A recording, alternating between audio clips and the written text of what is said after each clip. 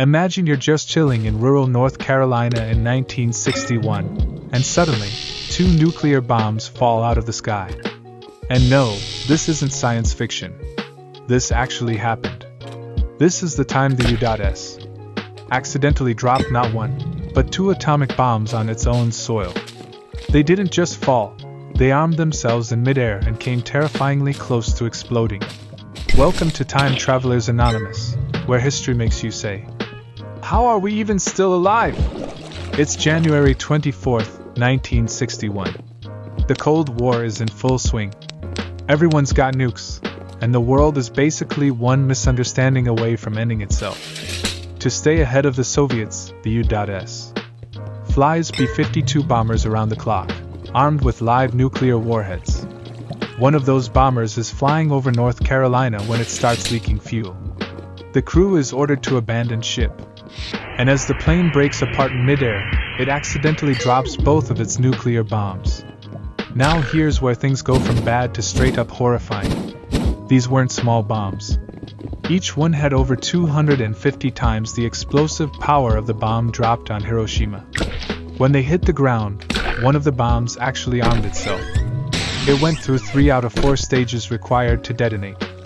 Only one tiny switch, a single low-voltage safety mechanism, stopped the bomb from exploding. A $1 component saved millions of lives. A member of the recovery team later said, "We came damn close to a nuclear catastrophe." No kidding. If that bomb had exploded, it would have wiped out everything within a 17-mile radius. Radiation could have reached as far as Washington, D.C. That wasn't just a bad day. It was nearly the worst day in American history. So, what did the government do about it? Did they go public? Alert the nation? Of course not. They downplayed the entire thing for decades. Locals had no idea how close they came to becoming a nuclear crater. And to make it even more insane, part of the second bomb is still buried underground. They never fully recovered it.